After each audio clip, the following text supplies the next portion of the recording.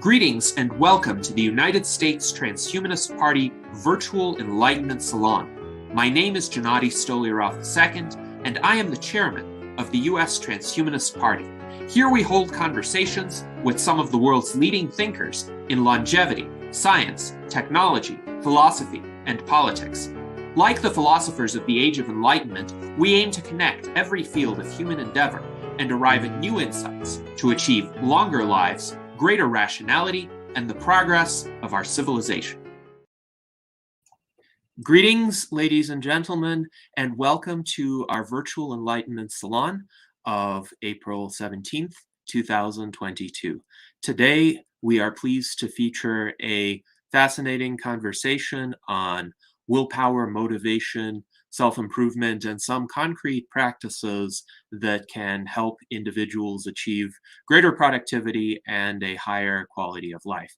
So we are joined today by an excellent panel of U.S. Transhumanist Party officers, including our Director of Visual Art, Art Ramon Garcia, our Director of Applied Innovation, David Shoemaker, and our Legislative Director, Jason Geringer. Furthermore, one of our featured guests today is well known to our regular viewers as our Director of Publication, Zach Richardson. And we also have a special guest, Simon Waslander, who is the Chief Marketing Officer of AGI Laboratory Incorporated, and he is also known for his previous TEDx talk from 2015 entitled Cocoa, Food of the Gods. So that was a very fascinating set of insights about a common ingredient that actually had some fascinating health benefits when consumed in a certain form. So welcome, Simon, and welcome, Zach. Welcome to our viewers. And today's sequence of events is going to be fairly interesting and sequential in the sense that we're going to build up to a kind of program that people may be able to implement themselves. But first, Zach is going to tell us a bit about the mind map project that he has been engaged in. So Zach, please go ahead. Zach, I think you need to unmute.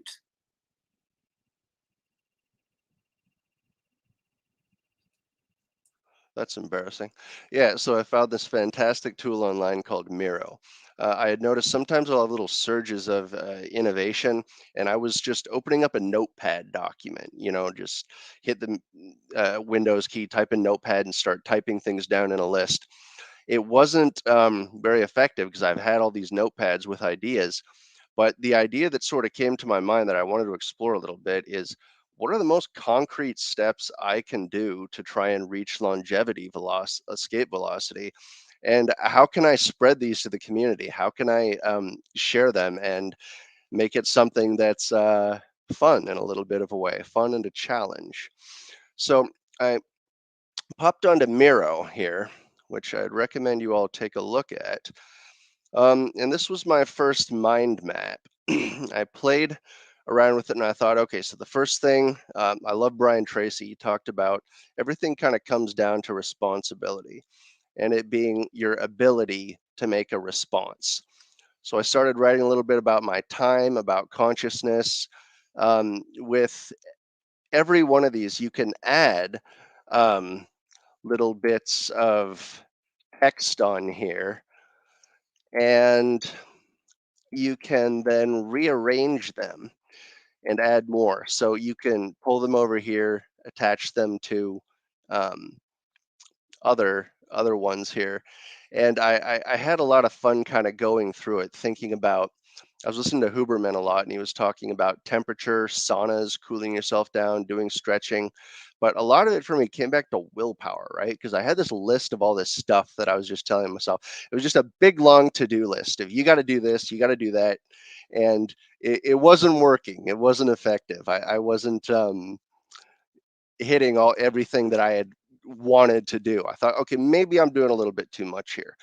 So Simon and I both read this book called The Willpower Instinct by Kelly McGonigal. And she talked about something that really intrigued me that was called setting up keystone habits. Now, these keystone habits are ones that enable you to do every other habit you want to do. And there's tons of literature on each one. Why We Sleep by Matthew Walker. That book is amazing. Andrew Huberman's lectures. Everybody knows exercise and diet. Meditation was something that changed my life. I've been meditating a long time, but I only started again recently. So I kind of thought with these, and I went, you know what? What if I think of this a little bit like a game, right? Like I was playing some game on Steam. I think it was Wasteland 3. And I thought, how can I make it fun to improve my stats a little bit, right? So in the Wasteland games, you got the classic system: coordination, luck, agility, strength, speed, intelligence, charisma. Fallout, you got strength, perception, intelligence, charisma, intelligence, agility, luck. D&D has its own stats. So I thought, what about me? What about my stats? How can I, instead of just giving myself a long list of you got to do this, you got to do that, how can I think of it as I'm buffing myself, right? I'm getting a boost to my stats. So I had made another mind map with these and played around with some various ideas.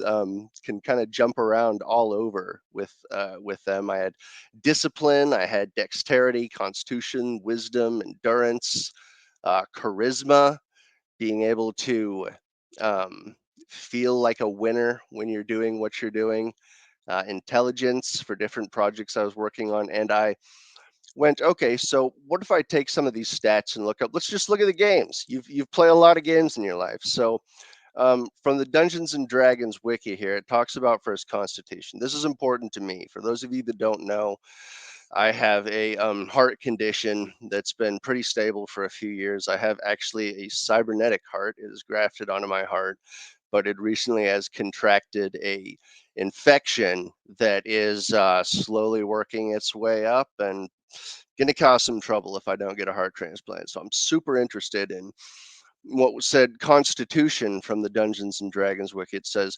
Constitution is a term which encompasses the character's physique, toughness, health, and resistance to disease and poison. The higher a character's constitution, the more hit points that character will have. Constitution also is important for saving throws and fatigue based general checks. So I looked at it and I said, okay, well, great. How do my keystone habits fit in here, right? Kelly McGonigal is talking about these keystone habits. Sleep, you're recovering and repairing, letting your body's immune system grow. Exercise, you're keeping nutrients flowing throughout your body. Diet keeps your hit points high, get some good protein, and meditation to kind of boost everything in your body and just make it all synchronize and work together. From Wasteland 3, it mentioned intelligence, and it says it's your ability to make mental connections and do tactical thinking. So once again, I thought sleep, it accelerates the connections of neurons. Exercise, you've got nutrients flowing throughout your body. Diet, same thing, looking for good things that'll keep your brain going. You want to buff your stats, not nerf them. And meditation as a non-sleep deep rest protocol to activate your parasympathetic nervous system. Most people spend all day kind of wired, and if you can spend a few minutes doing rest, like actual rest, not playing a video game or drinking or something, but just closing your eyes and meditating, you can really help your body. And the last one I could pull out was charisma. And in Fallout 4, it said charisma is your ability to charm and convince others. It affects your success to persuade others in dialogue and prices when you barter. So sleep, it helps your emotional intelligence. It makes you more cooperative. It activates mirror neurons. So when you're more in real time with a person, you kind of synchronize with their body language and their thoughts. Exercise helps you look good, keeps you energetic. Same with diet, and meditation really helps your empathy. So I thought, all right, you know what? I've got everything here that I need to buff my stats somehow. What type of a challenge can I put together for myself that'll hit all these stats? And thinking about this, I had actually referred back to one of Gennadi's pieces of literature called "The Best Self-Help is Free," and he had a couple chapters, 10 and 11. One of them, I think, was chapter 2, was named "The Need for External Feedback." So I thought to myself, if I'm going to make some sort of a trial or a challenge for myself to be able to attain sequentially in a few days all of these targets, can I quantify this and measure this? So it's like someone's given me an A plus or an F on my report card, right? Gennady, could you talk on quantification and productivity targets for a minute? Yes, absolutely. And this is a treatise that one can find for free on the Rational Argumentator, which is my online publication. I will share the link to this shortly. But the purpose of this particular chapter is to encourage the reader to discover systems that can essentially allow for a convenient way to measure whatever activity one wishes to engage in. So quantification is a suitable approach for a lot of tasks where the human mind may not immediately be able to grasp all of the components. So the human mind has this limitation. It can only address a few items at a time. So if you look outside and you see a handful of objects, you might be able to distinguish between 3 objects and 5 objects, but you couldn't differentiate between 11,233 objects and 25,456 objects simply by looking at a large collection of objects. Rather, most people would just say, they see many objects, they see an immense quantity of objects, and yet the difference between 11,233 and 25,456 proportionally is a much larger increase, 126.18%, than the increase from 3 to 5, which is just an increase of 66.67%. So mathematics is an excellent tool for grasping these differences of magnitude in a way that then can be harnessed using simple and accessible rules. And when we are discussing productivity and certain values in our life that we seek to maximize, sometimes it's not enough to just look at 3 or 5 things. We need to have systems for measurement because we are sometimes literally producing thousands or more units of output every single day. But a key insight from this chapter is that quantification can help you even if the units of measurement, the quantifiers, are not entirely reliable, even if you make them up to a certain extent, because you are then able to set certain productivity targets which would be reasonable, which would give you an idea of how much effort would be sufficient on any given day or another unit of time for which you're measuring productivity, so that you avoid 2 traps that people fall into. One of these traps is underachievement, and the other trap is perfectionism, insisting on doing so much or doing a particular task to such a level of quality that it may not be sustainable over the long term. And actually, this is why money is such a helpful tool in a lot of areas of life where you're trying to, for instance, improve your material prosperity, your ability to acquire resources. Money is not an end in itself, it's a means to an end. However, it is a useful metric, an imperfect metric, but a useful metric that can help you improve the quality of your life. But there are other targets as well. For instance, units of output is a useful manufacturing target. If you're a writer and you set a daily target for the number of words that you would write or the number of essays, and likewise with other projects, if you have a certain quantity of works, paintings, musical compositions, videos that you set a goal for yourself to create, that will keep you more productive than if you just say, well, I'm going to do this when I feel like it, when I find my muse, when I'm inspired to do it. But how often does that actually happen?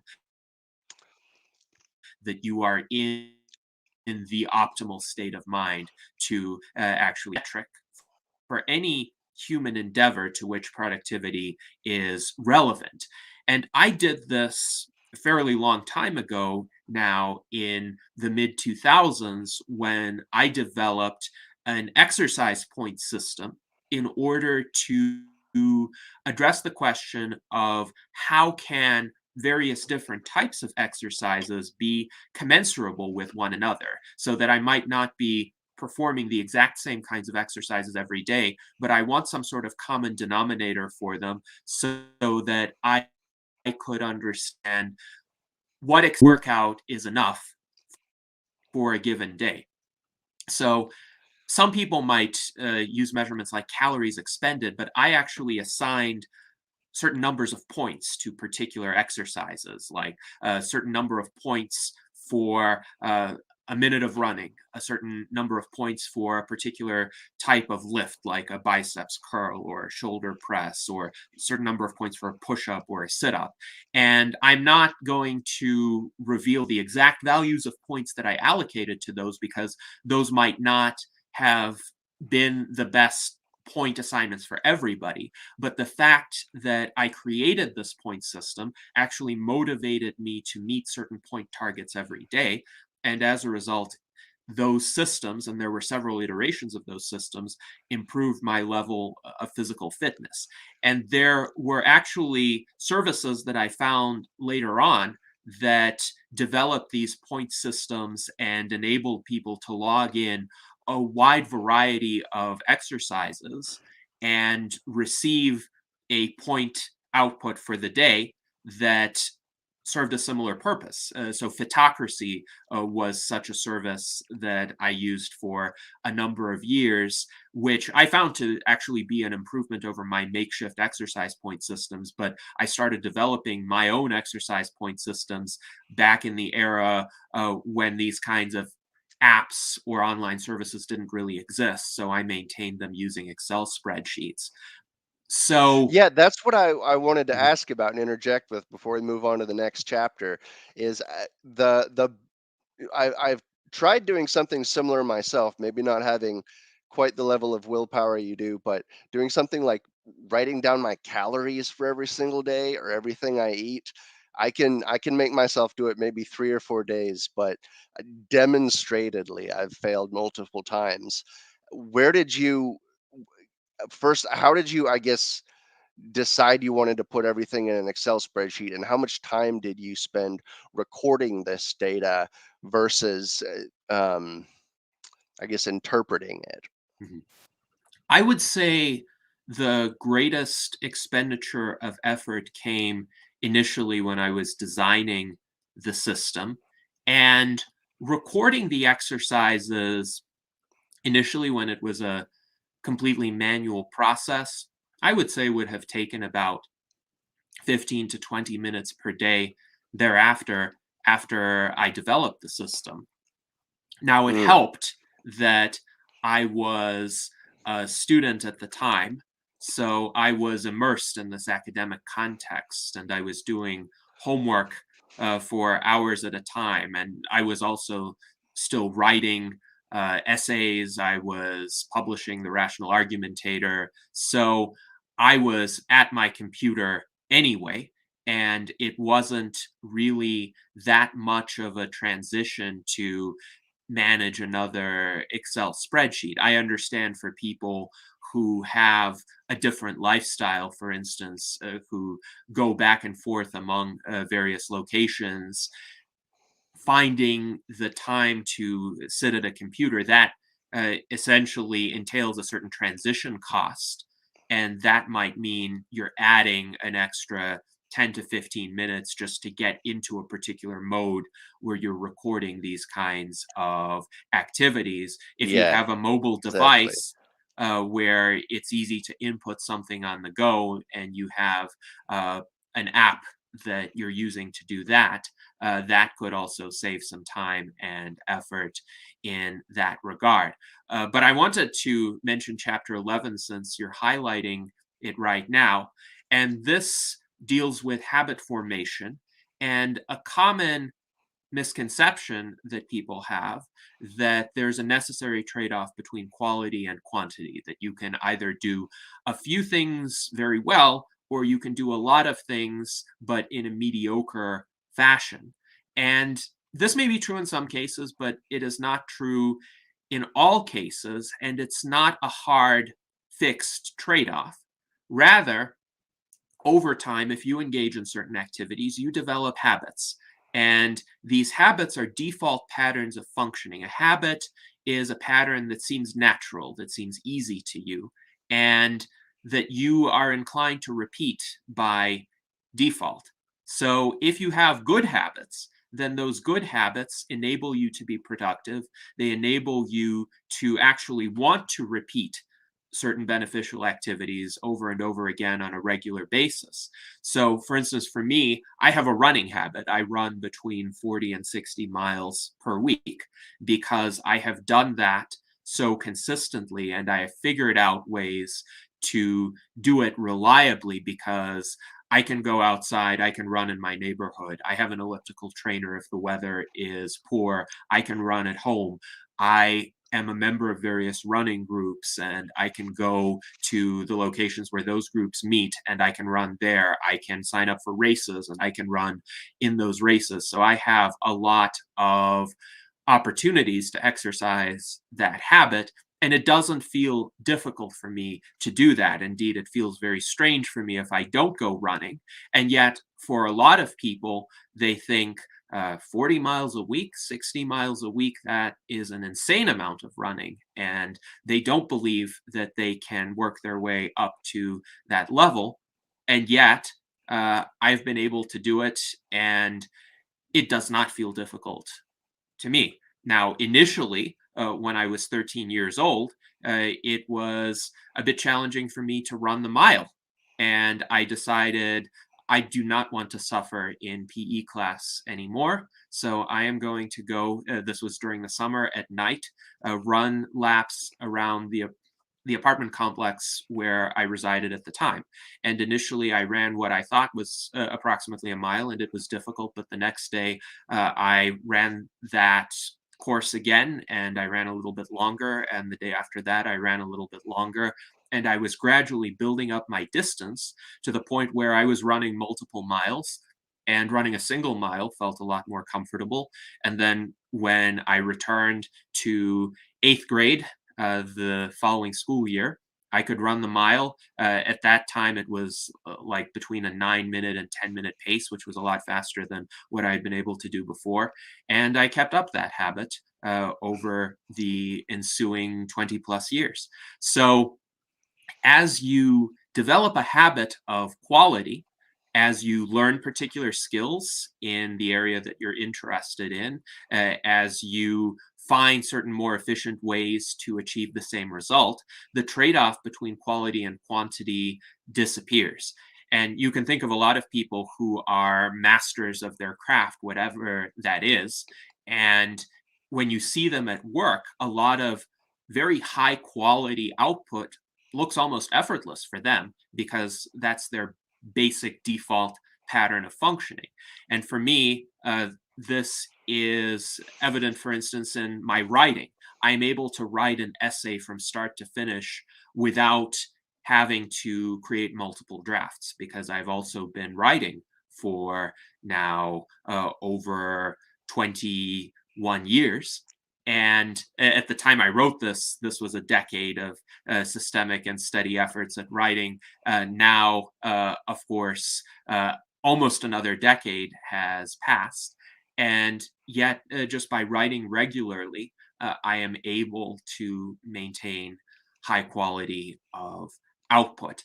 And creating good habits is essential for a sustainable output over time. So if you just have a burst of motivation, if you're really excited, energetic about something, you can accomplish a lot within a short amount of time, but eventually your output will fade because you have to exert a lot of energy in order to reach that kind of output. But if you create a habit, especially if you create a high quality baseline, then you can keep that up and it will not feel burdensome to you. So I would suggest the quality quantity trade off is not one's fate, it can be overcome. And building good habits is the key for doing so. So now I will turn the discussion back over to Zach because Yeah, he what would you like had to said build there off of this. was really important to me because I noticed through a lot of my past efforts I was doing bursts of work, but not being able to get that systematic baseline level you were talking about. Um, so I guess that brought up another book Simon was telling me about. I had read this before, but I'd forgotten about it. But it's called The Power of Habit, and it's a pretty popular one. Um, Simon, I wanted to ask you what you thought about habits and what habits you have in regards to diet, sleep, and exercise, and more importantly, how you formed them. Okay, so hey, welcome everyone. Thank you for having me on the show. It's such a wonderful experience to be here.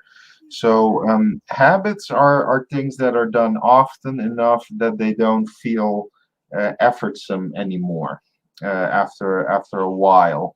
And for me, the most important habit for me is doing augmented fasting. I find that very important, almost just as important as sleep. So now we're going to talk a bit about an augmented fasting regime, which I developed together with a colleague from Groningen, Dr. Nise Koning, PhD.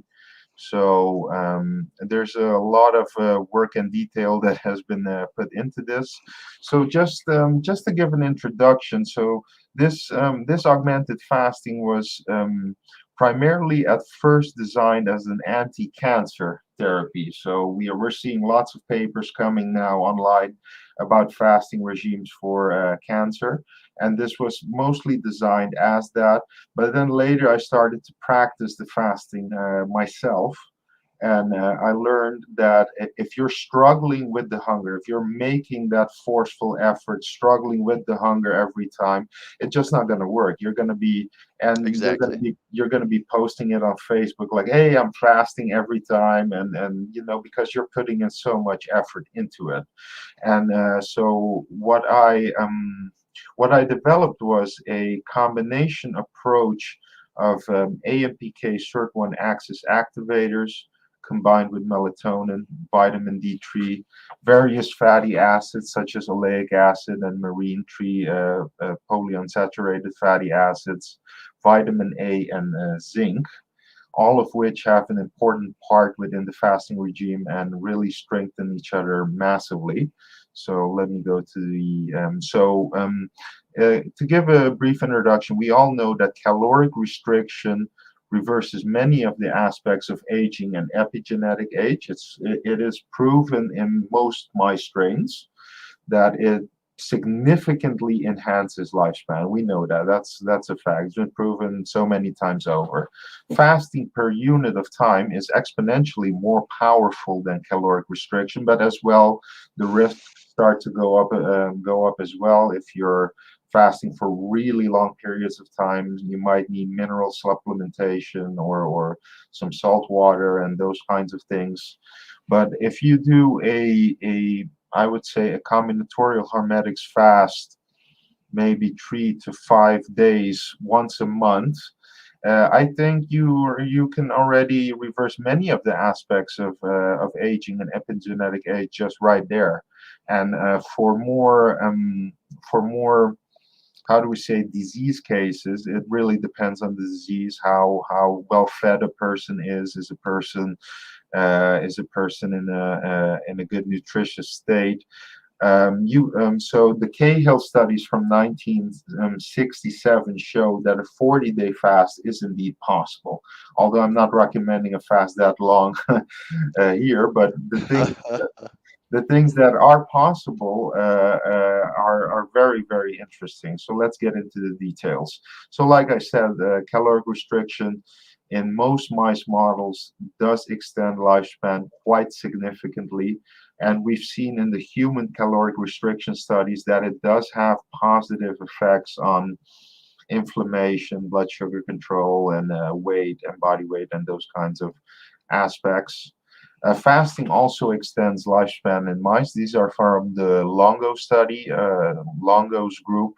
Walter It's Longo. Walter Longo, right? Walter Longo, yes, Walter Yeah. Longo. He also wrote various fasting books. So this data is from his one of his mice studies. And fasting induces the production in mammals of a ketone body called beta-hydroxybutyrate. So the fatty acids from the fat cells go to the liver, where they're changed into beta-hydroxybutyrate and a little bit of acetoate. And the main ketone body is beta-hydroxybutyrate, and that is what feeds the brain during prolonged starvation or prolonged fasting. And beta-hydroxybutyrate has very, very potent signaling activities. So so very importantly, it's a histone deacetylase inhibitor. It has histone beta-hydroxybutylation. It reduces inflammation of the NLP3 inflammasome, and it also increases the production of acetyl-CoA. And lastly, it's a NAD sparing concept going on there. So glucose burns 4 NAD molecules, while beta-hydroxybutyrate only uses 2 NAD molecules. So you're automatically increasing your cell's NAD, and therefore it's SIRT1, SIRT2-in-1 activity going on there. It's also very known for its effects in epilepsy and those kinds of aspects. But beta-hydroxybutyrate, when it was first mentioned that it was an HDAC inhibitor, so a histone deacetylase inhibitor, it was front page news in Science. It was published in Science by Verdin's group. So that was really exciting news back then. So here are more details of the histone deacetylase inhibition, what really does happen. So DNA is wrapped around histones. It's tightly wrapped. It's not transcribing anything, so transcription is really low. So when the beta-hydroxybutyrate comes, it opens up the histones for DNA translation to take place. And the histones are also hyperacetylated because the beta-hydroxybutyrate also increases the acetyl coenzyme A pool. And you have the transcription of all kinds of really beneficial genes, such as PGC1 alpha, which is well known for as an exercise gene. You have FOXO3A, which is for oxidative stress. And you're also starting to activate a bit, but that takes 9 days of fasting, the FGF21 pathway, which is by far the most powerful AMPK activator out there.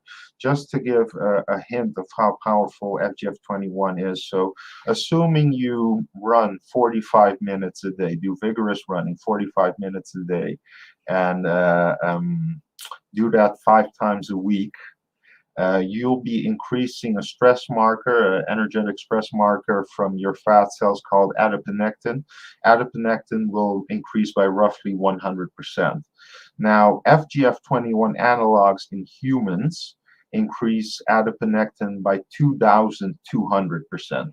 So you're really getting a profound AMPK activation going on there if you can activate the FGF21 pathways. So this is a full overview of the AMPK pathway. So AMPK can be activated via various parts, via SIRT1, LKB1.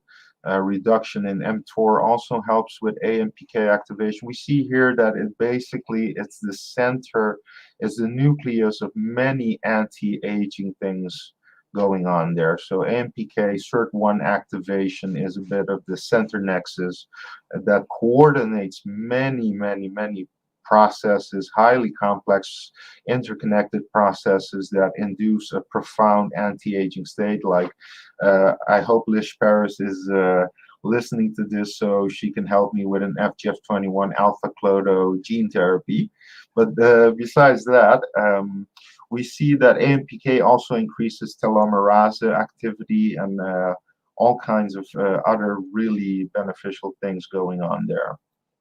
So there, like I said, there are different ways to activate AMPK. You have the calcium pathway, you have the LKB1 pathway, and you have the AMP pathway to activate the AMPK nexus. And as you can see, it blocks all the anabolic pathways and activates the catabolic pathways that are known to have anti-aging effects, such as fatty acid oxidation, autophagy, and those kinds of aspects. So we know now metformin. It's a diabetes drug from the 60s.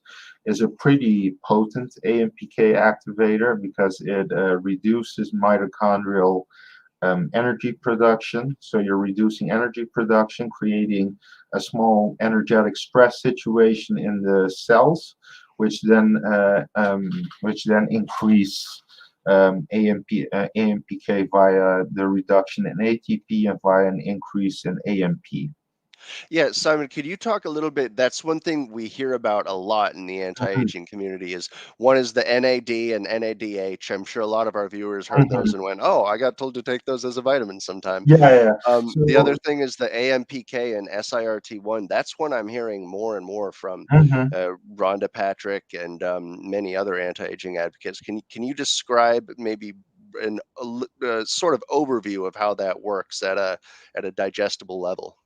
Okay, so you have two things going on in the cell. You have the anabolic pathways, which are controlled by mTOR. So like if you're eating a lot of protein and sugar and becoming a really buff dude, you're really overactivating mTOR, which is known on the long term. Look at all those bodybuilders when they grow old. It's definitely not pretty. And then at the other side, you have the catabolic pathways, which is AMPK SIRT1. So SIRT2 and 1 is I'm not sure if no, it's not a nuclear base. It's in the cytoplasm.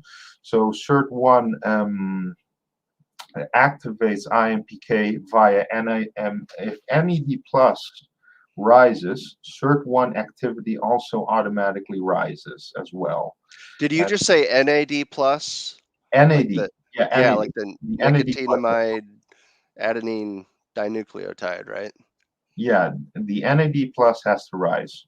And that in turn activates SIRT1, which then activates in a feedback loop AMPK and then SIRT1 again, and it becomes a really nice fast forward feedback loop, which really gets you into a deep fasting state. So we know that metformin is an AMPK activator, sorry? Yeah, and NAD plus and NADH, both of those are in the Krebs cycle, and they have to deal with production of ATP. Am I correct on that? Yes, they're part of the ATP production cycle. And if you're burning glucose, it uses 4 NAD molecules. If you're burning beta hydroxybutyrate, it only uses 2 NAD molecules. So you have an automatic increase in NAD when you're in a fasting state, when you're burning fat instead of sugar as a fuel. So, Yeah, if any a lot of us all love Aubrey de Grey. His book, Ending Aging, I would recommend to anybody that wants to hear about the Krebs cycle in sort of a intelligent layman's description of it. The first couple chapters on the work of mitochondria for producing ATP, I reread that chapter quite a bit and find myself thinking, oh, so that's why I'm being told to take this vitamin or that vitamin. And I'd really recommend that chapter to anybody. yeah. whole book. no, but what's also very important, if we go a little bit back, is that beta hydroxybutyrate produces 10% more ATP per unit of beta hydroxybutyrate versus per unit of glucose. But it also, Really? That's yeah, why I'm buzzing so much after being on precisely, ketosis for a day precisely. or two. And you're also, the beta hydroxybutyrate is a much cleaner fuel source. You're producing less oxidative stress, while at the same time the oxidative stress resistance genes are turned on. So Now, you're can you really remind getting us what is oxidative stress? What is that? And so oxidative stress is basically the from producing energy and from all of that production, oxidants tend to come along, and oxidants are very stressful for the cell, and there are various defense layers such as glutathione and melatonin and all kinds of other things going on to reduce the oxidative stress in the mitochondria. If the mitochondria are producing too much oxidative stress, then everything really goes haywire, and you might even get cell apoptosis if the oxidative stress is far too high. no, hold on. I thought cell apoptosis was a good thing. Isn't that one of the things we're doing with fasting, where we want those cells, the old dead cells, to burst, and I think the Well, CD8 no. cells, so we can replenish them? You want the autophagy. You want Yeah, the that's the word. autophagy, but you don't want all your healthy cells to die as well, and that doesn't Right, happen. right. So that definitely does not happen with fasting. But the thing is, you want to keep your healthy cells healthy and kill off any really bad cells going on there. But going back, so we just discussed metformin.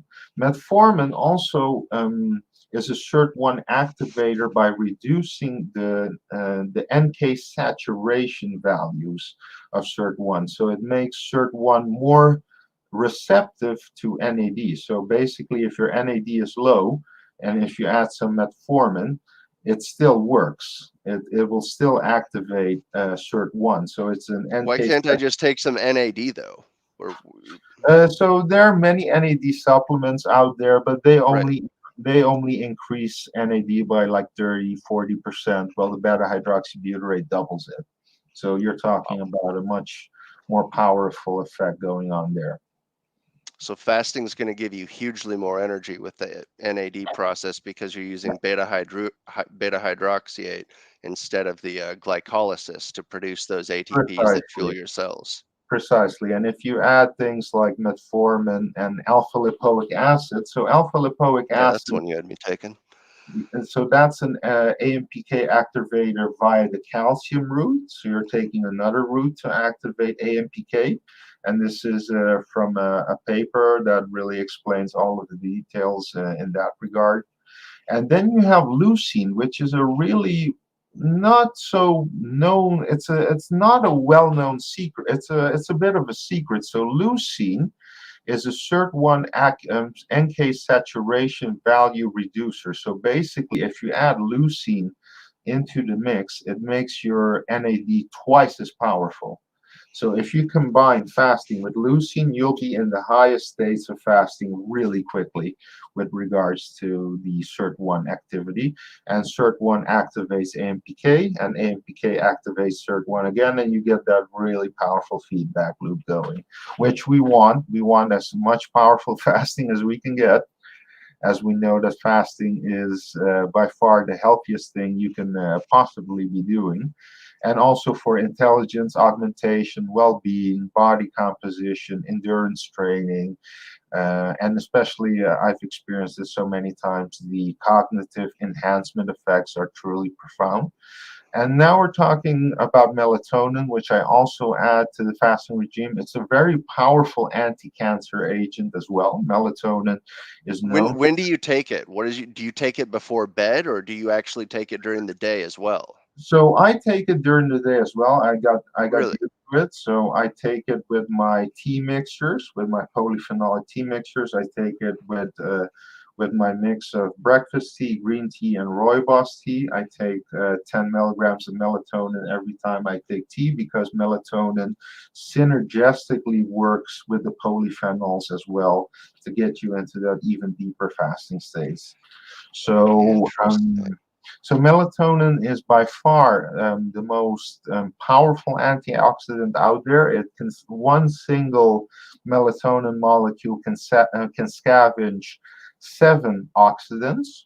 So it's a highly powerful antioxidant in itself, but it also activates various antioxidant routes within the cell that increase antioxidant stress resistance as well. So you got the beta hydroxybutyrate doing that, reducing the stress. Then you got some melatonin reducing the stress and adding even more defenses, really creating something nice. And melatonin is also a very powerful RNA. Via microRNA, it can have very potent effects on circadian rhythms, cancer suppression, autism, arterial sclerosis, liver sclerosis, cell senescence via the RNA pathways that are going on there. So it's very it's a very exciting molecule. And then we You have mentioned 7. You said it would reduce like 7 oxidants. antioxidants. Yeah, Is one was that molecule. 7 types of oxidants or 7 quantities of some oxidant? And how many oxidants is produced for each level of the Krebs cycle, or how does that work? Okay, so I don't know out of my head how many oxidants are produced by one Krebs cycle. That's a really good question. I'll look into that. But basically, it can reduce 7 oxidants with one molecule, and the molecule itself is every single time recycled as well. So you got some really oxidative stress reduction going on there. So it's a highly powerful antioxidant, and that's basically what I want to get home to. So, It's amazing. and then you have vitamin D, which is actually a precursor to a steroid hormone, which is also a very, very potent geroprotector. It has very potent epigenetic effects, working mostly via histone acetyltransferase. So it adds acetyl groups to the histones. And as we've seen, the beta hydroxybutyrate increases the acetyl coenzyme pool. And if you have the vitamin D, you add more acetyltransferases, you got a really beautiful mix going. There are studies on synthetic HDAC and vitamin D3 analogs, which do have potent effects on various very aggressive cancer cell lines, which have been tested in mice and various cell lines. So doing a fasting with vitamin D and with some melatonin will have very powerful effects on cancer. But with regards to aging, we see here in this slide, it reduces oxidative stress, reduces inflammation. It helps with the epigenetics, which I just discussed with the histone acetyltransferase, and it helps with the telomere shortening. So it is a very interesting substance to be taking during fasting, because fasting basically enhances the effects of vitamin D even more. And now we're going to talk about the PPR nuclear receptor family. I barely see this on the normal longevity side. So you have the fatty acid receptors within your nucleus that sense the presence of certain fatty acids, and these fatty acid sensors are very, very powerful. Where with synthetic analogs tested in humans, they can reduce hemoglobin B1AC by 3 points. 3 points, sometimes 4 points, which is just huge. You're taking a diabetic and you're making him just a regular normal glucose type person. So this is a very potent pathway, and it's activated by various fatty acids. So PPR, you have PPR alpha, you have PPR beta and delta, and you have PPR gamma. And each of them have different different functions within the fatty acid mobilization and how they interact with each other. So oleic acid and marine omega-3 acids such as APA and DHA, these are potent PPR alpha and gamma, PPR alpha and gamma receptor activators. Again, in a fasting state, so PPR alpha is one of the most powerful FGF21 inducers out there. So if you're fasting for a few days and you take a bolus of olive oil, because olive oil is basically oleic acid, you will be producing FGF21, which is really something that you want to produce and want to be on. If you're in the productivity range, if you want to be as productive and as happy as possible, that's one of the places you want to go. And so you have the marine omega-3s, which also activate the others. The PPR delta and the PPR gamma are activated by the omega-3 fatty acids. And again, you see very potent effects against the diabetes from these from the synthetic analogs, at least.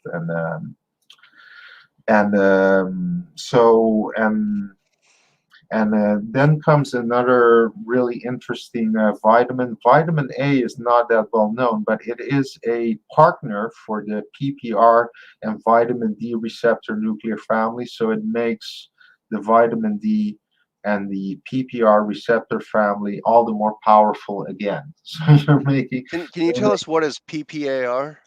PPAR is the name of the peroximum. So it's the shortened word for the nuclear receptors that sense fatty acids entering the cell. So you have different PPR receptors. You have PPR alpha, which can be activated via olive oil. You have PPR beta and delta, which are activated by exercise mostly. So PPR delta is the exercise PPR, but can also be activated by certain omega-3 fatty acids. And you have PPR delta, which is also activated by omega-3 fatty acids. So these are receptors in the cell nucleus that sense fatty acid intake, basically.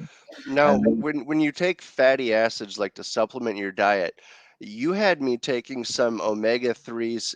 I take some Nordic Naturals fish oil in the morning, and then I have a transhumanist cocoa, I call it, which yeah. is some MCT oil and some flaxseed oil Mhm. inside a large cup of cocoa, which everybody should check out Simon's TED talk on that. That got me drinking 3 cups of transhumanist cocoa a day.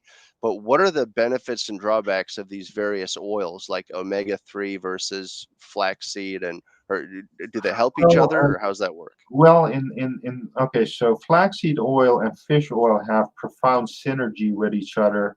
We Right. don't know why precisely, but there have been studies in humans from large cohorts type studies that show that if you take flaxseed oil together with the fish-based omega-3 oils, that you can reduce your heart disease risk by 40%. Oh, Some wonderful. ridiculous number there. So that was a study in Southeastern Asia that showed that synergy going on there. And I think I can hint, I believe that it might be that it's due to the fact because the flaxseed oil will be changed into omega-3 oils in the cell, so it gets turned into that. But you're basically all the parts of the production of omega-3 oils will be saturated. So you're saturating all those pathways at once, and that at once, and I think that is why it's so synergistic.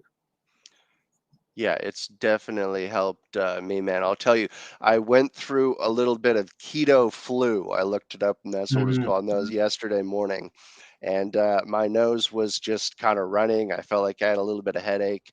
But I took the supplements you recommended, and I ended up feeling quite a bit better. I had a Spray for Life vitamin D that I ended up spraying several times that it just boosted up my vitamin D.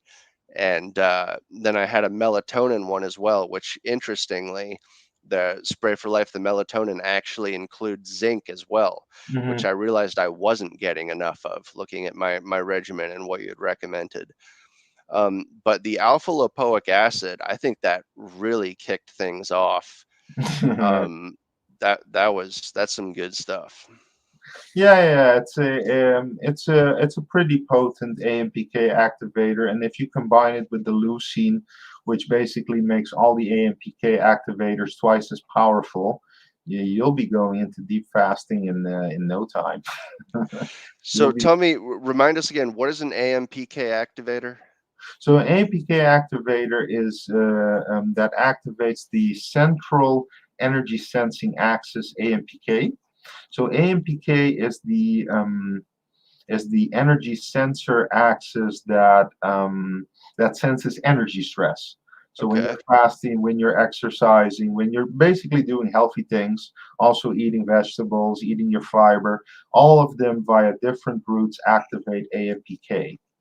And if you can activate AMPK using different routes without over supplementing a single route, but activating it from different angles, you get maximal AMPK activation, which will put you in an FGF21 zone, which is where you want to be at eventually.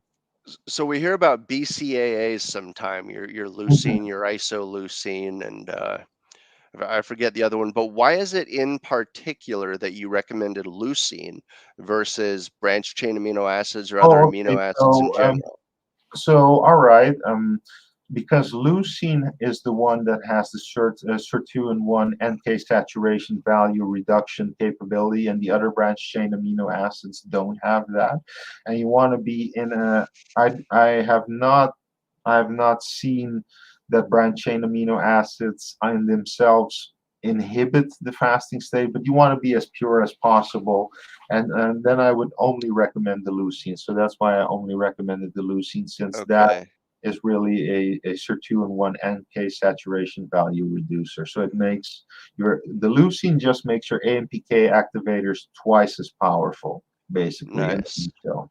That's really nice. Yeah, that one doesn't taste good, I'll be honest. I got some No, powder for it, and I think the transhumanist cocoa might need a bit of a revision because love the cocoa with just the flaxseed oil and the MCT oil like you recommended, but man, I add the leucine and might need to tweak my recipe a little bit or have that in a Yeah, different no, you supplement. can buy it. You can buy it in tablet form. That's the easiest. I already got like a however many pound bag, so I'm kind of committed. I've crossed that You Rubicon. cross the Rubicon. Cross the Rubicon. So, and then talking about vitamin A, so this synergizes with the PPR receptors and with the vitamin D nuclear receptors. They're co-ligands, so it makes vitamin D and the PPR activators more powerful again. So just making everything more powerful. And lastly, we'll talk about zinc. So we've seen studies in mice that lithium is a JSK3 beta inhibitor. And GSK3 beta inhibition has been shown to expand lifespan a little bit, not that much, maybe 5-10%, something like that. But zinc is a safe GSK3 beta inhibitor without messing up your kidneys and needing a kidney transplant. So it's a very safe Yeah, GSK. tell us about that. What about ketoacidosis? Or is there any worries for Oh, that okay, going on so sort of a augmented fasting, or how do mhm, you? mhm. I can understand that question. So ketoacidosis happens in very rare cases where people have a genetic defect that they produce far too much beta hydroxybutyrate. So you come in ketoacidosis when your beta hydroxybutyrate levels are at like 20 millimole per liter, 50 millimole per liter. In normal humans, even with augmented, even if you're in an augmented state and you're cycling the entire day and juicing yourself with fatty acids, you'll never go beyond 7 millimole per liter of ketosis.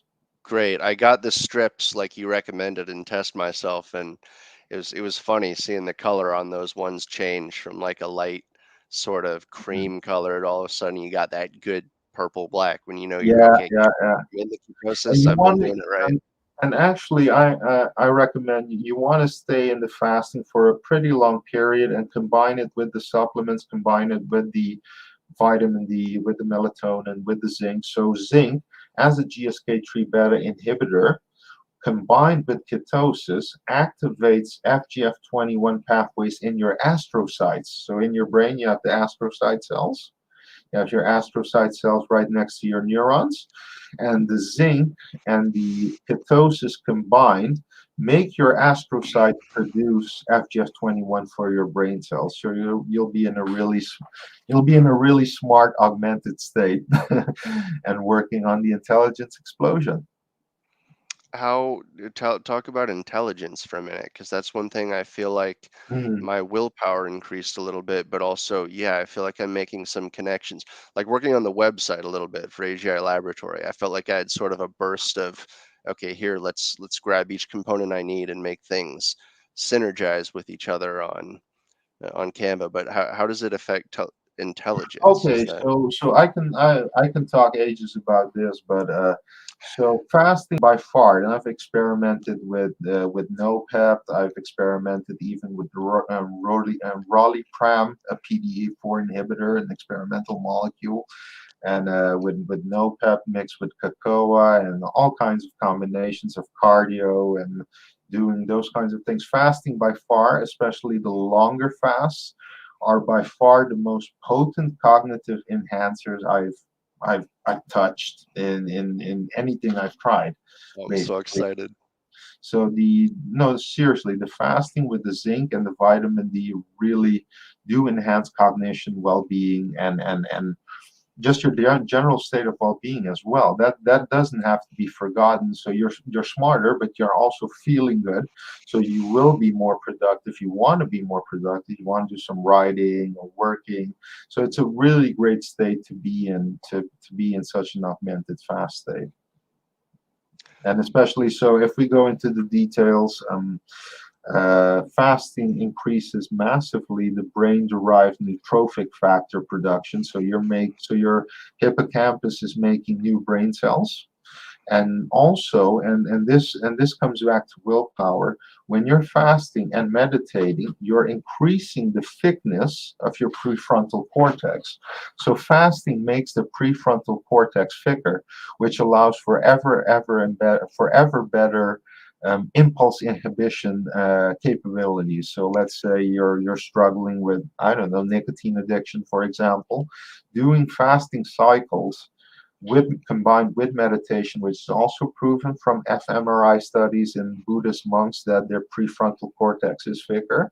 If you combine the fasting and the meditation, your prefrontal cortex will be thicker eventually with time, and especially with.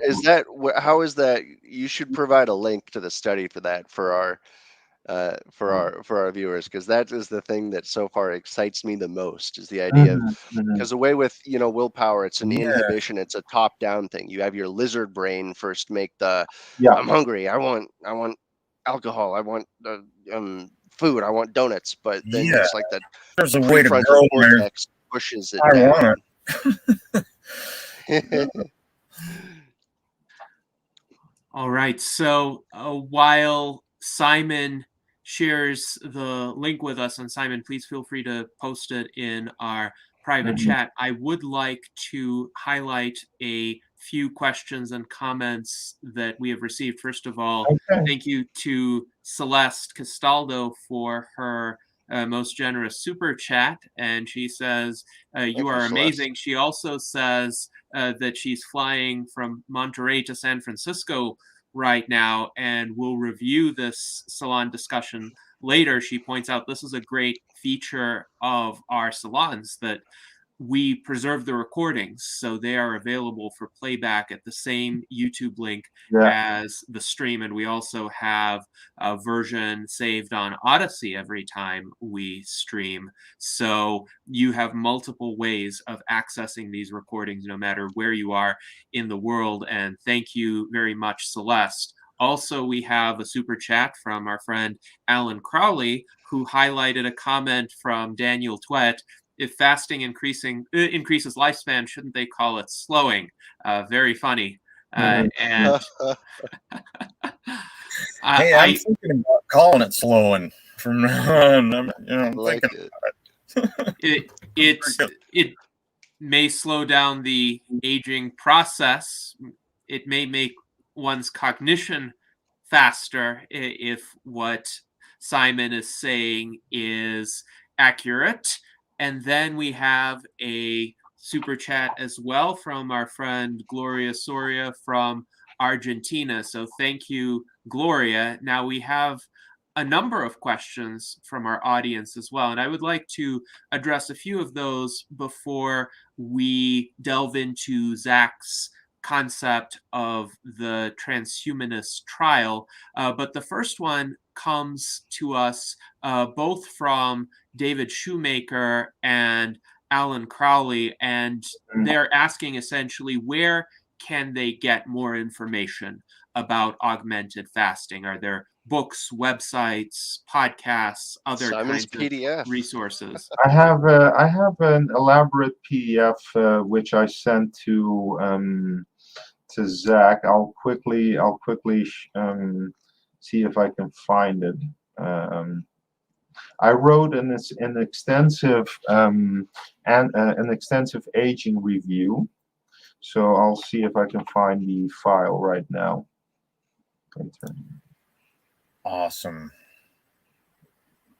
Yeah. I bet it's going to be good too. Wait, let me see. Can tell Right, you really excellent. did your homework on this, man. Well, it's like, great because I like to interject a little bit when I miss things, but I have a feeling that I help in a way doing that, or I'm hoping I do, and it isn't annoying because there are some points where I'll say, "Oh man, he's using a couple words I've heard before, and I want to know this stuff." But how does that connect again? Can you And send a file via the chat or something? I can share the link to it. Yes, one can share the link via the chat. So if you send us the link in the private chat, we can elevate it to the main screen. But in the meantime, I'm sharing the paper that you previously provided, Simon, which is beta hydroxybutyrate in the brain, one molecule, multiple mechanisms. This was published in 2016, and the authors are Lavanya B. Achanta and Caroline D. Ray. So this is some interesting reading. And while Simon is sharing the link to his compilation, we have an interesting question from John H., who writes that he would like to see tighter metrics on all of these approaches. What improvements, if any, can we consistently reliably measure in humans following any of these protocols? Sorry, what was the question?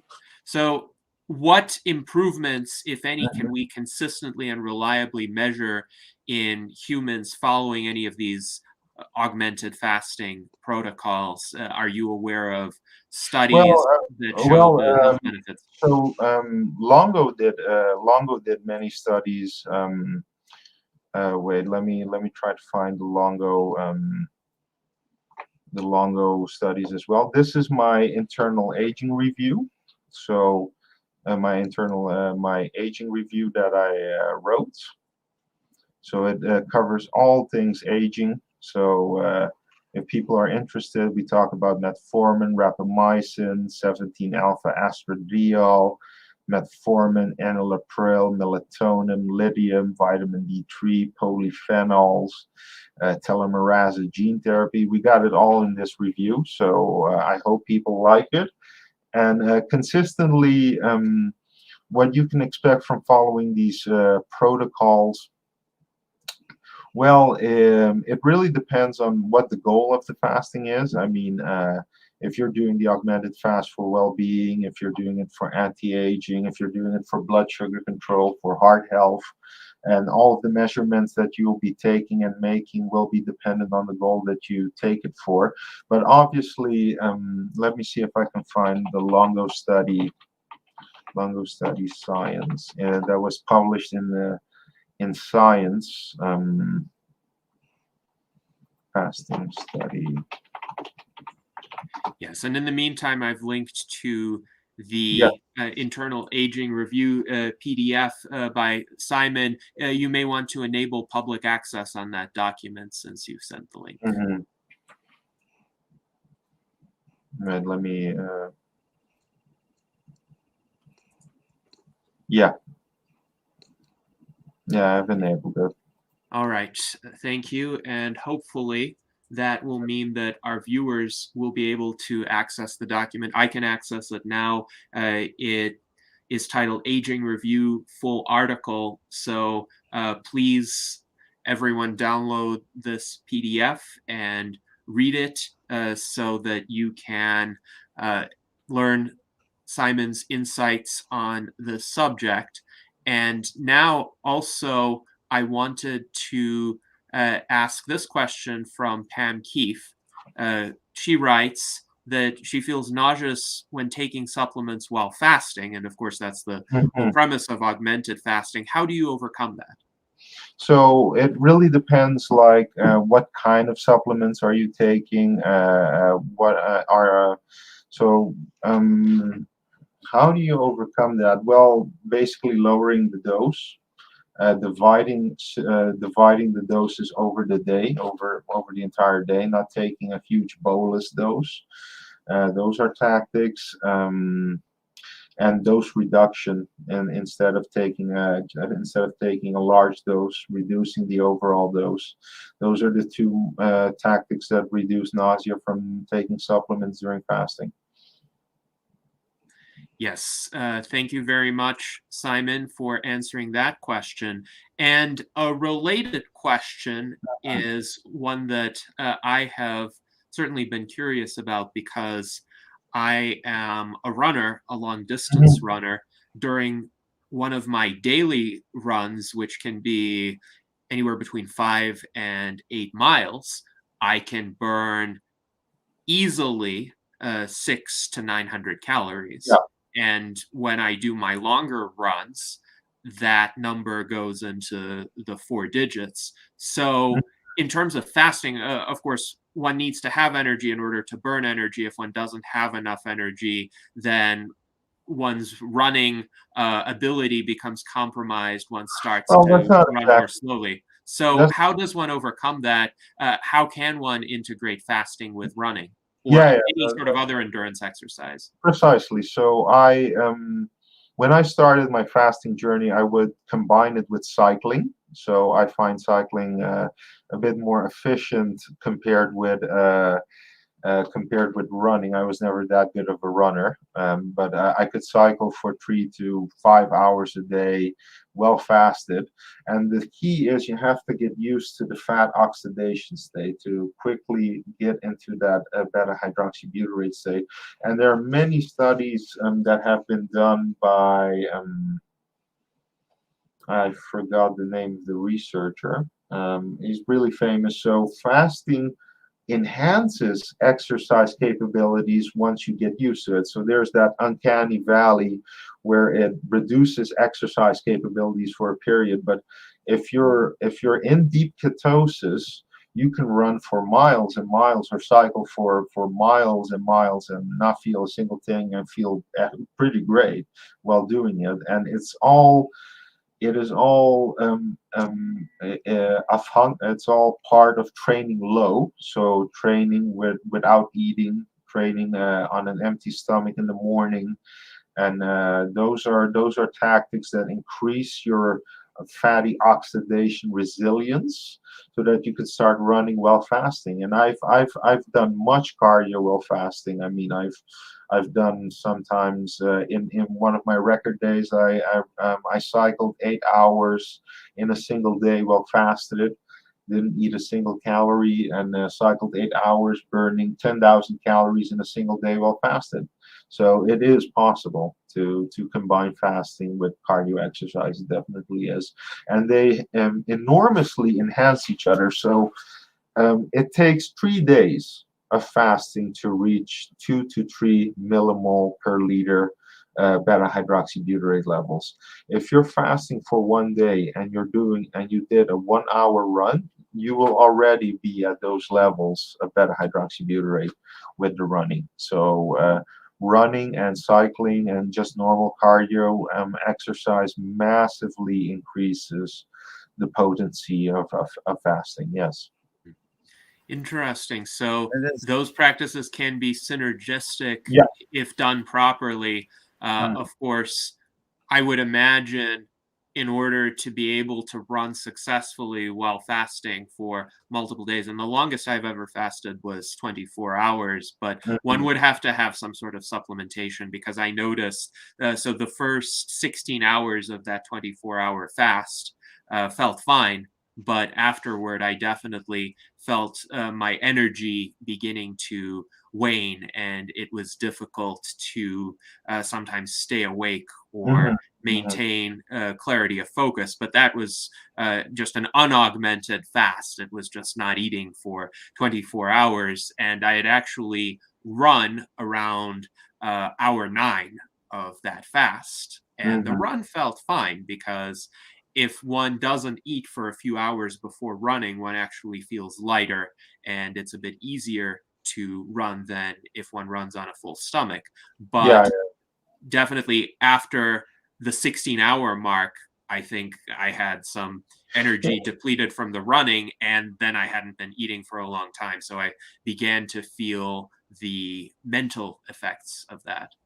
Well, that's just you're not used to the fat oxidation state. So the fat oxidation, switching from glucose to fat oxidation, is that's what you do with various fasting cycles, and with augmented fasting, that switch goes as seamlessly as possible, and that you can stay in fat oxidation for really long and do very strenuous amounts of cardio for long periods of time. This was really extreme. I'm going to tell this to the viewers with a clear warning of not to do it. But I once fasted for 10 days while doing 3 hours of intense cycling a day. On top of that, Jesus, man. yeah. So I did do that once. But that was a really fun experience, and I mean I really liked it, and I lost 10 kilograms or 9.8 kilograms. There's a lot of water weight, obviously, in that Yeah. calculation too, but I Right. lost a really big amount of weight in 10 days, so it was a nice experiment. I can tell you that.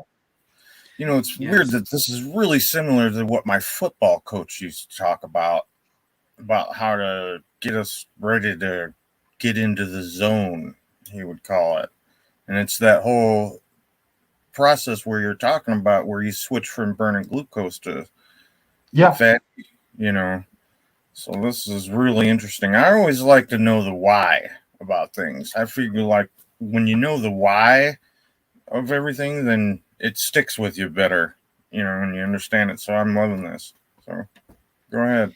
Yes, thank you, Jason. And I would like to address one more audience question before we move on to the Transhumanist Trial, because Daniel Twett is curious whether external aging is highly differentiated from internal aging. And I think what he means by this is, if you look at a person and you can approximately tell what their biological age is, at least these days, since we don't yet have extensive biological age reversal at the very least. So you can look at me and you can see someone in his 30s, for instance.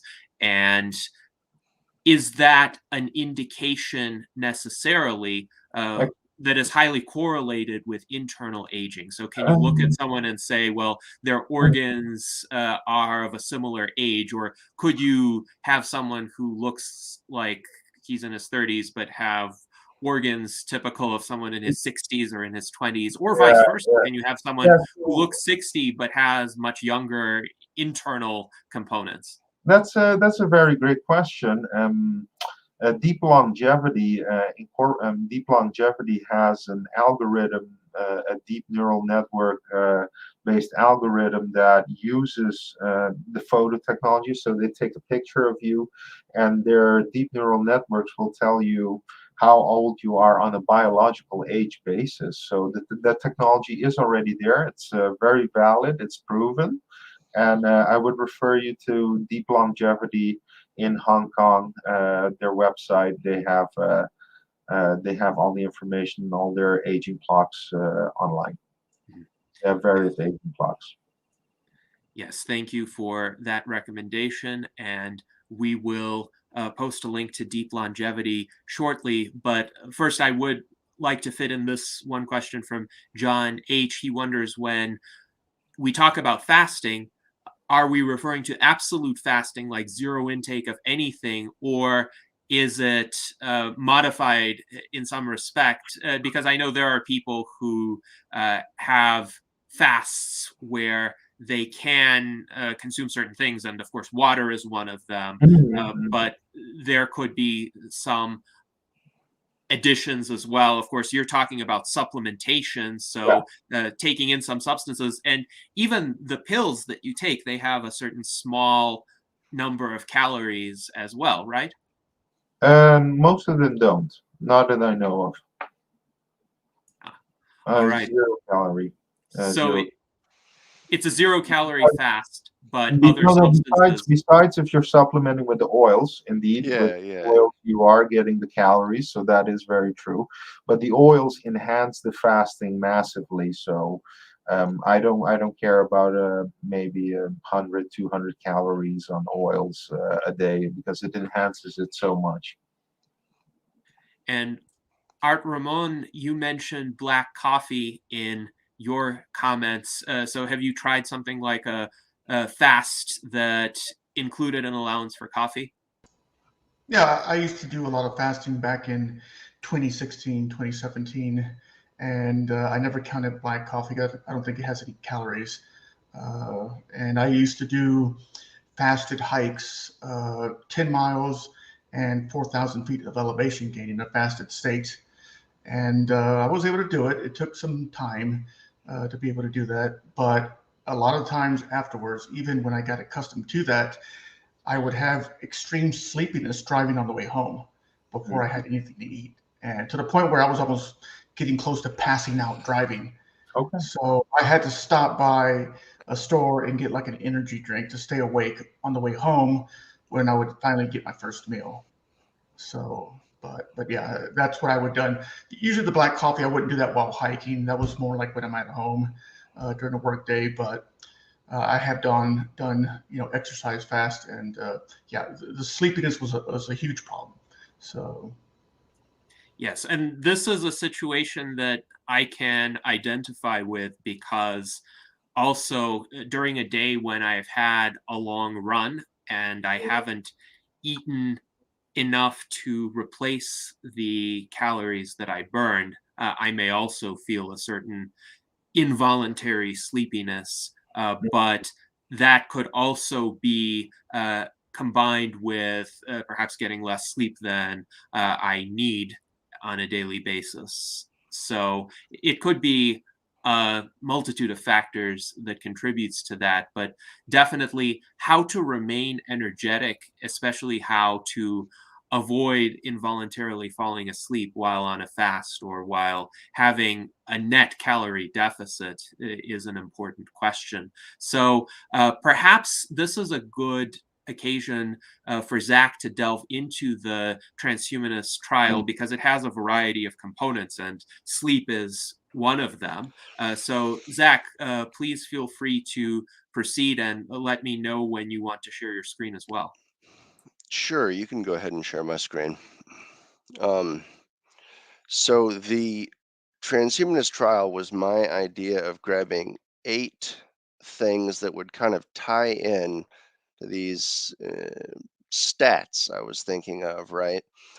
And most importantly, they go back to one thing that Gennady was talking about in the best self-help is free, which is quantifying what you can do. So I wanted to grab a few things for myself that were quantifiable mostly, and also more importantly were auto recorded. I don't like bookkeeping. They say it's important to keep a food journal, keep an exercise journal. I'm not going to do it. I'm going to just put on my Fitbit and it's going to measure all that for me. So I tried to say, okay, what are some things that are already being measured that I can start making part of my digital identity that are recorded automatically without me having to open up an app and type something in and all that. So one of them is with Fitbit. It's kind of funny. One thing in the power of habit and also the willpower instinct talked about pre-commitment. So I knew I was going to do this for a week, and it took me several days to be able to get every one of these down. The idea of the transhumanist trial is that you've got 8 factors here that are auto measured. And I wanted to get the audience's input on these and what they think. I was playing around with the idea of, hey, you get 8,000 steps, you get 8 hours of sleep. But most importantly, these things are kind of auto measured. Like with this Fitbit Inspire 2, it's about $70, and I can go to my Fitbit screen, and I can pop to my dashboard and see that not today, but yesterday, first day I hit my goal, 8,000 steps. So I was proud of myself. I had to go walk quite a bit. This I'm playing with a little bit because I think it should be 8 hours. I think it counts how much time you spend in bed, not actually asleep. I had kind of a restless night, to be honest. I woke up feeling fresh, and then it was also the first day I had got into, and this is beautiful, right? It's auto measured. All this stuff is tracked. Like it's, great Gennady had his spreadsheet to write these things down, but I'm getting them written down every 5 minutes is how often I'm tracking this with this transhumanist technology. So I pushed myself and I just sprinted as hard as I could, which is, pretty pathetic for a guy with a heart issue. And I got into my target heart rate just once for the first time in a while. And I was so damn proud of myself because I had finished these 8 habits, but I did all of them. So there's kind of a funny quote called "If you can't measure it, you can't manage it," and it's attributed to a guy named Deming. But the funny thing is, if you go to the Deming Institute, they say this is so misquoted. The actual quote is, "It is false to say that if you can't measure it, you can't manage it. There are qualitative measures that can be used too." So it's funny because people just remember part of the quote. That's the exact opposite. So I decided to include one qualitative thing, which is that I was getting a little messy. And each night I'd take a picture of my room. It's perfectly clean. And it's one that, and I know it's clean because I'm willing to share it with the world. So I think that's part of the trials. If you can get your room clean enough to the point that you're willing to share it with people, then you're good to go. One of it was intelligence. It's some sort of learning. I had been doing Codecademy, right? And the fun thing with that, I've been doing that for a while, is that again, it auto measures where you're progressing on the course. I'm learning some C# to help with my understanding of the technologies of AGI laboratories. But every one of these, I guess with the exception of number 8, is something that is measured without me having to write something in a book. It's all measured automatically. Waking up, I highly recommend it. Best meditation app there is to anybody. I meditated 10 years and I didn't really progress as much until I went through the Waking Up beginning course, and it will blow your mind. He said one thing about how the purpose of meditation isn't just for health or de-stress. That's a great side benefit, but it's to understand the fundamental nature of the mind. So I'm really excited to have started meditating again with Simon's encouragement. He's been my fasting coach the past few days. And I tested my ketones and I'm in the right range, but this isn't something that's auto measured, so it doesn't quite fit into my theme here. Um, I'm thinking this might be just part of the fasting blood sugar under 100. I could include that here. Um, Now, I'm for the wondering if the fasting, audience had any suggestions on what the eighth thing could be that Hmm. would be auto measured, that you wouldn't have to really write something down somewhere. You know, where for learning you have to type some code, and for meditating you got to do the meditation and turn it on. But what's something else that could be measured? Does anybody have any ideas? before we solicit audience ideas, and by all means, to our viewers, please put any suggestions that you have in the chat and we can consider them. I am curious with regard to the fasting blood sugar measurement, do you have a continuous glucose monitor? No, but what I do is, so that's one, I guess you could, technically say I'm recording it, but this guy right here links in Bluetooth to my phone.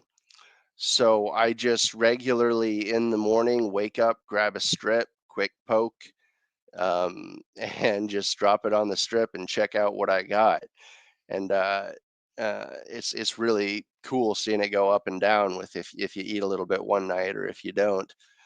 But that's auto recorded in Bluetooth to my phone. So it's something that if I wanted to tell someone else I did the transhumanist trial, I wouldn't just say, yeah, I did it.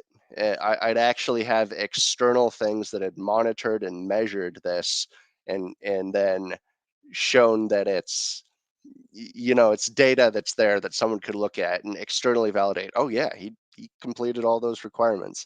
So that was part of it for me, is getting that external feedback, or making that a mandatory part of the trial. Since we live in the world, you need feedback. Yes, and I definitely agree with the importance of metrics and external feedback. Now, Daniel Twett has a suggestion of measuring blood oxygen saturation upon waking. That would seem to require a Ooh, device as well. I think I could do that maybe with like an aura ring, which is something that I'm considering, but that's a little bit currently outside my budget. I wanted to do minimum money with maximum impact, and I did some research and I found the Fitbit Inspire 2 got me really everything I wanted, with checking out my metrics. But hmm. I guess, yeah, that would be good, but I wonder if that would be something that would be hard to change or not. Or perhaps if the audience had any ideas that would go with the rest of these statistics that I have, like if you were a character in a video game, how's some measurable way you could build your agility or your charisma, for God's sakes. You want to build on intelligence, try doing some dual end back training. That's a good Yeah, you were step. telling me about that. Dual end back training. So for people that don't know, dual end-back training, and correct me if I'm wrong here, Simon, is that you are given a string of numbers and you have to remember n, there being your variable, what the last number was a few numbers ago, correct? Correct. That is indeed. Wait, I'm sharing. This one. I think is for free. Let me share it right now. So I So share. that's something that is used universally in measures of like how hard is the guy focusing, and how much can we exhaust his brain while we look at it with a So MRI or whatever. so it does increase fluid intelligence a little bit. So Really? it is really fun to do while fasting and doing augmented fasting, and to really boost that more hippocampal based fluid intelligence. So you can add that, train that 2 times a day, 15 minutes, and I find that a worthy addition to your transhumanist your Well, let me trans. ask: is there somewhere with this one that you're sharing, or I'm hesitant to jump back to this because I get that infinite tunnel. But what is it something that's measured like externally, and then you could like download the data and have an external record saying, yeah, I did this far with MBAC training, or I got this Well, score? you have the it gives you a graphical output every day about your training and how it's going. Okay. All right, I like it. I think that's going to be it. I think that's what we're doing. Yes, and I have included a link to the Brain Workshop website that Simon has shared. So again, I would encourage everyone to explore this.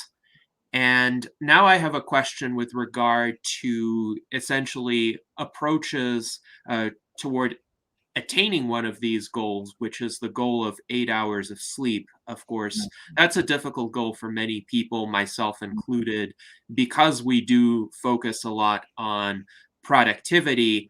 But not just that, our schedules tend to become very congested very quickly.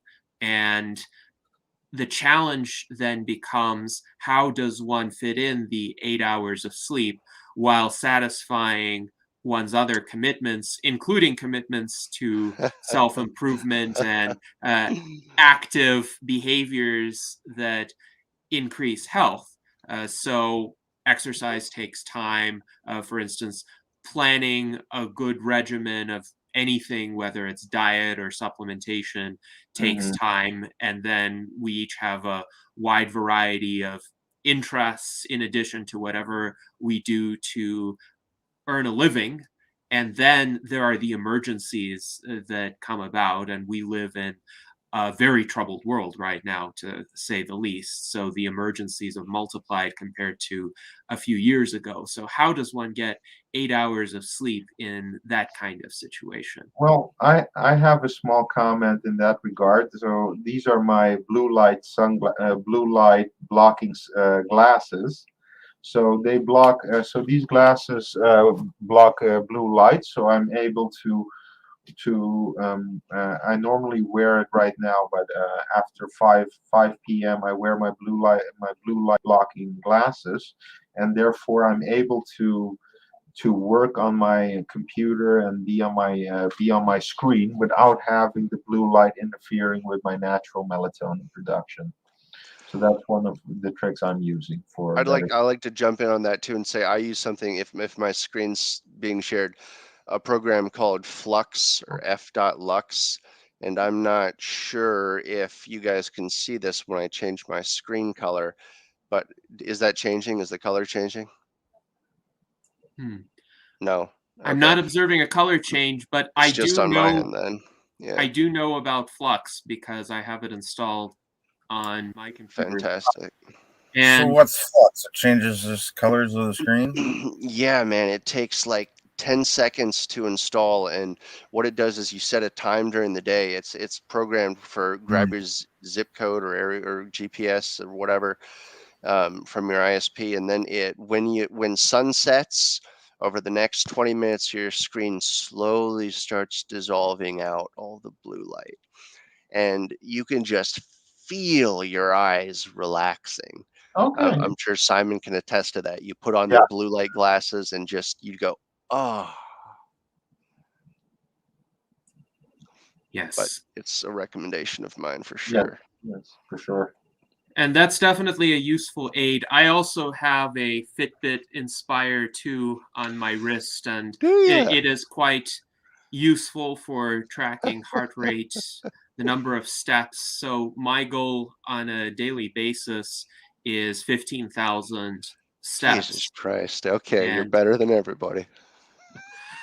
well, when you run 6 to 8 miles per day, you satisfy that goal fairly reliably. Essentially, the only times when I have difficulty meeting that goal are days when I am driving to such an extent that I don't have Yep. time to fit in a run. But other than that, if I have time, even an hour during the day to run, then 15,000 steps can be easily achieved, especially if you combine that with the incidental steps that you take throughout the day. So now I think we have come to the point in our virtual Enlightenment Salon where I would like to ask the panelists to pose some of their final questions and comments so that we can still address those thoroughly. Let's start with David Shoemaker. David, what questions do you have for our guests or any observations from the salon thus far? Charlie Cam 2020. Yes, absolutely. Not on topic, but I had to wear it today. A fascinating discussion, and I will say that I got quite a bit out of it, but I also feel like much of this was really above my level of understanding. And that's one of the reasons I asked about more information, because sometimes I can read through things at my pace, look things up, and do a better job of connecting the dots. So thank you for providing that information. I use a smartwatch that records automatically oxygen level, heart rate as I move, number of steps per day, quite a few different things, and records them in one program. I use MyFitnessPal to track food and so forth. And then I found ways to integrate to get the programs to work together so I can do a minimum of moving data around myself. Because Zach, I greatly agree with you that I don't have the desire or the discipline to sit down and write this information down. Yeah, but if you can get it automatically recorded, get rid of that bookkeeping stress, then it's it gets Yes. a lot easier. You can do the things Gennadi's talking about. You can start quantifying things. If you can use some sort of qualitative measure even, then you can say, well, I did it that day or I didn't do it that day. One of the things of having it called a Fortnight of Fortitude is that you need to do these things every day for 2 weeks. That's part of the challenge. If you mess up one day and you mess up on even one of them, you got to restart. And part of that is sticking to it and having something that you've got a challenge that you complete 100%. And it's real easy for a lot of things to go 90% of the way and then kind of fade out. But Yeah. to show your stickiness or your stick-to-itiveness, you finish every one of those 8 things for 14 days in a row. And that's the Transhumanist Trial. That's the Fortnight of Fortitude. Well, I applaud you for that. And I think the idea of making these things more automatic and providing feedback is essential. Like in the watch program that I use, and probably others as well, I get a little star or I get a little graphic that it only does it on a 1 week cycle, but it's amazing how motivated I am to make sure that I don't drop that feedback image each and every day. So it does Stimulus, really do cue, a good job of reward. It's a keeping it power there. of habit thing, like from Yes, that book. yes. Simon was talking about that. But yeah, I got 8,000 steps and my Inspire just went do.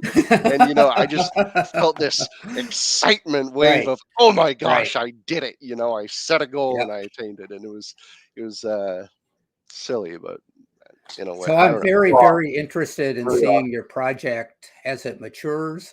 And I would love to, and I've often had this fantasy of having a personal dashboard where all this information is laid out. And the more automatic it is, you're on the right track. So keep it up. Thanks to the both of you for being here today and presenting.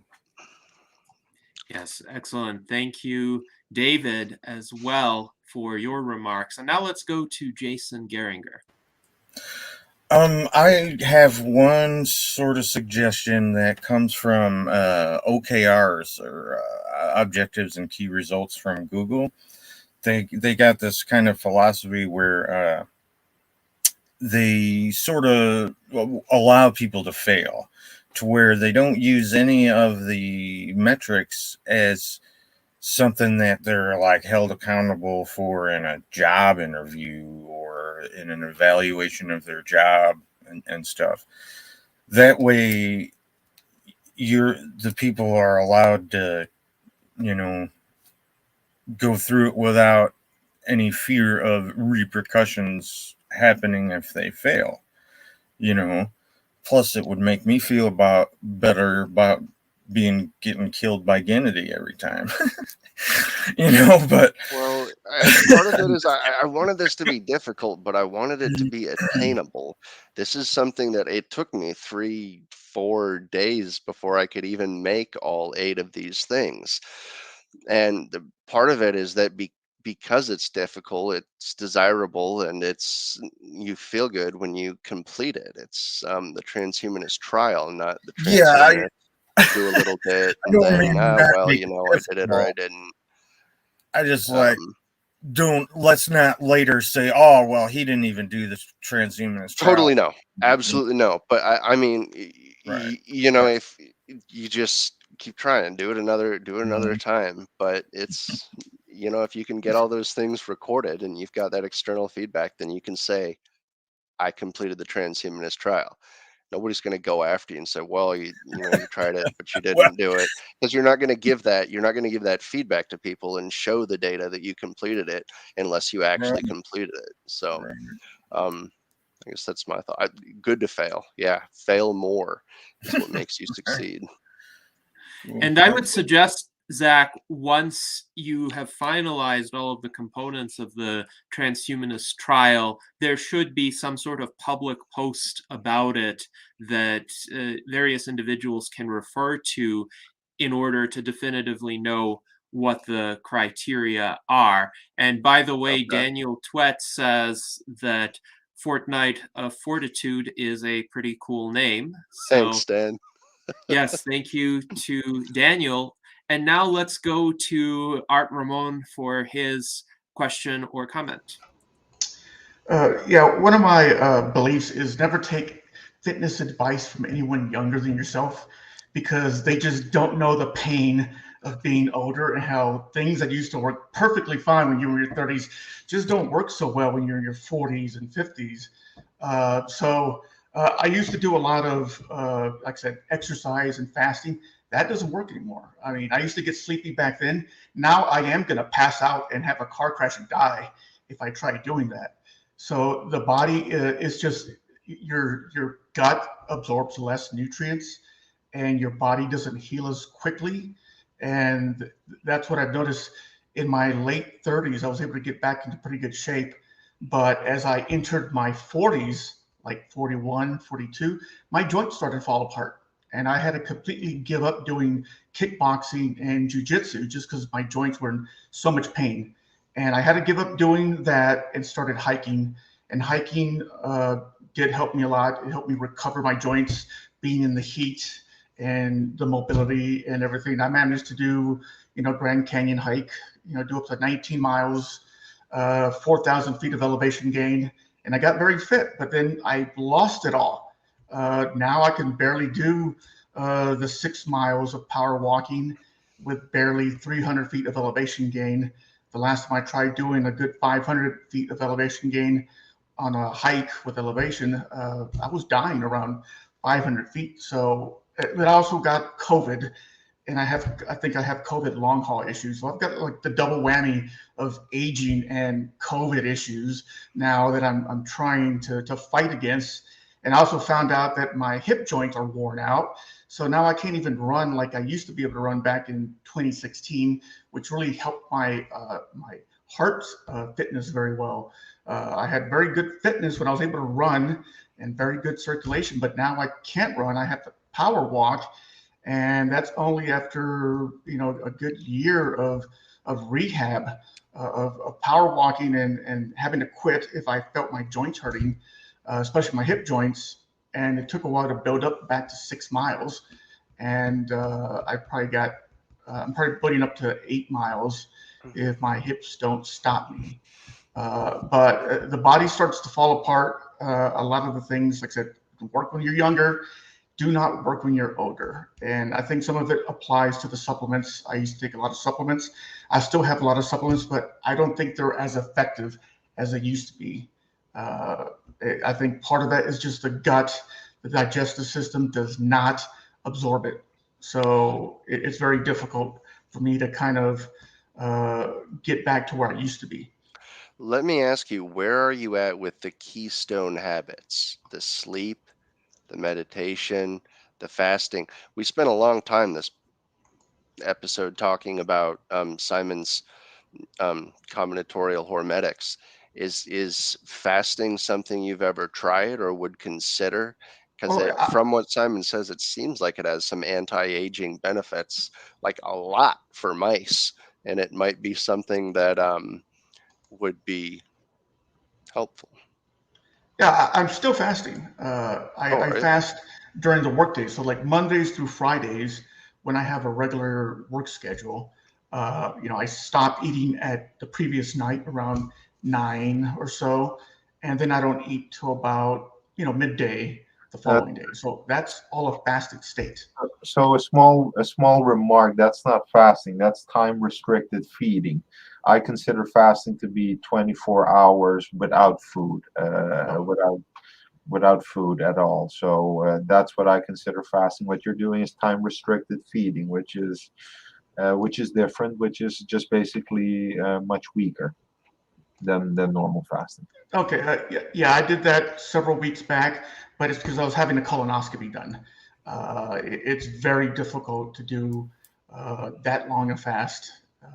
It requires extreme willpower, and I just don't have it anymore. Keystone habits, man. That's why you build the willpower a little bit at a time, It's like Well, those habits. the entire point of combinatorial harmetics is to reduce, as a side effect, the reduction of hunger by using the combination of supplements and getting yourself as quickly as possible in deep ketosis and maybe even in the FGF21 zone without having to, literally feel the starvation sensation for days on end, because we know that the supplement combination is profoundly hunger suppressant as well. So you'll be fasting quite effortlessly, or reasonably effortlessly.